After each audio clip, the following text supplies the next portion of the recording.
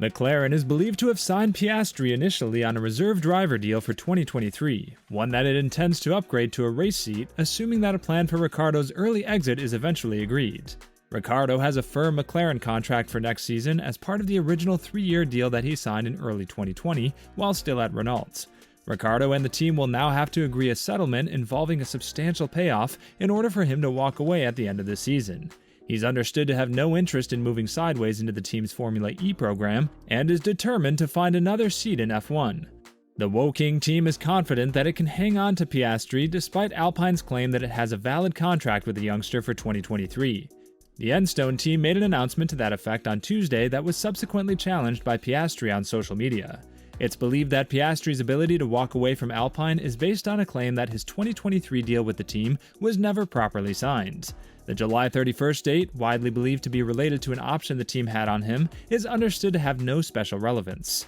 The dispute looks set to go to the Contract Recognition Board, although there's also some question of whether or not Alpine actually lodged a contract with the CRB that covered 2023. It has emerged that McLaren began to explore the possibility of hiring Piastri several weeks ago as it looked for possible replacements for Ricciardo. McLaren team principal Andreas Seidel is close to Piastri's manager Mark Webber, having worked with him with Porsche in the FIA World Endurance Championship. At that time, Piastri looked set to go to Williams on a loan deal that would see him return to Alpine in 2024 or possibly 2025. However, after McLaren showed an interest, it emerged that Piastri could be a free agent for 2023 after all, and with the Woking outfit seen as a step up from Williams, negotiations became more serious. Ricciardo, meanwhile, is clearly high on the list of possible replacements for Fernando Alonso at Alpine, although he upset the Renault top management when he agreed his McLaren move, and that hurdle will have to be overcome. Haas could also be an option if, as expected, Mick Schumacher leaves, although in theory Ferrari has a claim on who takes the seat.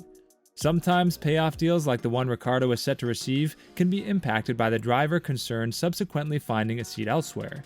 When Kimi Räikkönen was dropped by Ferrari at the end of 2009, he spent 2 years out of F1, in part so he could retain the full amount.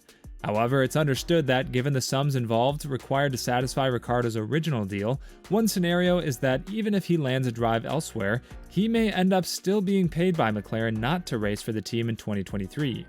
Former Formula One driver Ralf Schumacher believes Daniel Ricciardo will be hard-pressed to find a seat in 2023 if the McLaren team ever decides to replace the Australian with Oscar Piastri, as rumors suggest.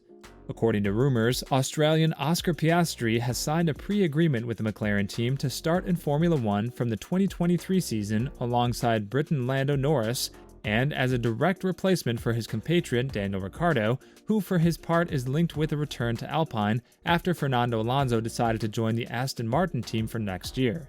However, Ralf Schumacher believes that 2022 could well be Ricciardo's last season in the Premier class, not least because several other drivers are also available for 2023, and Alpine will therefore be spoiled for choice to replace Alonso.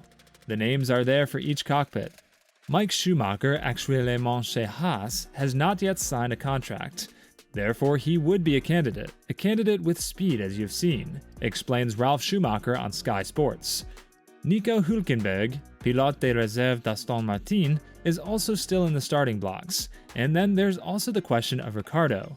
Personally, I cannot imagine that Ricciardo, would have another chance in Formula One, but I don't know who Alpine should take at the moment, pour remplacer Alonso. Schumacher also criticized the way Alpine handled the Piastri case and absolutely does not blame the young Australian for refusing the offer from the French manufacturer's team. One thing is clear. At the beginning, Alpine had no interest in putting Piastri in the car next year, because you saw that young drivers need some time. They wanted to put him somewhere else for a year or two. There was an option from Alpine to sign him in 2023, but that didn't happen, as Fernando Alonso was not expected to leave. If you have such a jewel, it is criminal to let it go. If you're unable to properly design the contracts yourself, you cannot blame the young man. One thing should not be forgotten. Piastri manager Mark Webber has a very close bond with McLaren team boss Andreas Seidel. Officially, Daniel Ricciardo is under contract with McLaren until the end of the 2023 season, and the Australian has already indicated that he will go through with his contract. However, contracts in Formula One are made to be broken, as some say. The summer break kicked off with a dramatic 48 hours that saw Fernando Alonso announce a shock move to Aston Martin. Alpine responded by announcing Oscar Piastri, only for Piastri to say he's not driving for them. and then Williams getting in on the act by confirming a new multi-year deal with Alex Albon. Formula One's silly season is in full swing, so what can we expect to happen next? First of all, who's confirmed for next year already? There will be no change at the top 3 teams, with Charles Leclerc and Carlos Sainz at Ferrari, Lewis Hamilton and George Russell at Mercedes, and Max Verstappen and Sergio Perez at Red Bull, all firmly in place for 2023. And as we now know, Alonso will be joining Lance Stroll at Aston Martin. So who is going to be in the Alpine then? We know one seat will be taken by Esteban Ocon, who has a deal that runs to the end of 2024. The other seat, though, is up in the air and may well require lawyers to step in. Alpine believes they have a contract with Piastri. Piastri at this stage doesn't want to drive for them. It's believed he has an option elsewhere. Spill the beans, where is that option? Crikey, you're keen? Well, McLaren are understood to be Piastri's desired location, but they currently have Lando Norris and Daniel Ricciardo under contract for next year. Ricciardo's seat is said to be the one that Piastri could take, but that requires the 8-time race winner to opt out of his deal. As it stands, he has no intention to do so.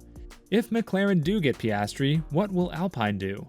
They are, I'm told, relaxed about the situation, and while their primary goal is to secure Piastri, having invested heavily in him, they have a short list of drivers they're interested in. Top of the list would be Ricciardo. The Australian did a very good job at Enstone when they ran under the Renault banner. He's still a big name despite his recent struggles and would be motivated to succeed.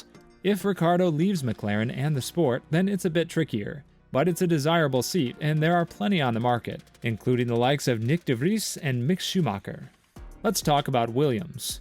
They have Alex Albon tied up now, but who will he partner? That's a question Williams are still pondering. It's very likely this will be Nicholas Latifi's last season. There's a few contenders, with Nick de Vries in a strong position. He did a good job in FP1 in Spain, didn't he? He did indeed. The Mercedes reserve impressed the team with how much he got out of the car in a single session with reasonably little preparation. And the data shows the Dutchman, who missed out to Albon on a seat for this year, is clearly very quick. Anyone else of interest? Yep, Logan Sargent, who is part of the Williams Driver Academy. He's been strong in F2 this year, though his weekend in Hungary didn't go to plan. Winning the title this year might be a stretch, so he could do a second season next year. But the American has impressed Williams chief Jost Capito and is in the frame for promotion, if not next year, then not too long after. Tell us your thoughts about all this in the comments section. Well, that's it from this video. We hope you enjoyed this video. If you'd like to see more of our content, please subscribe to our channel. We're so glad to have you here with us today, and we look forward to seeing you again soon. Bye bye.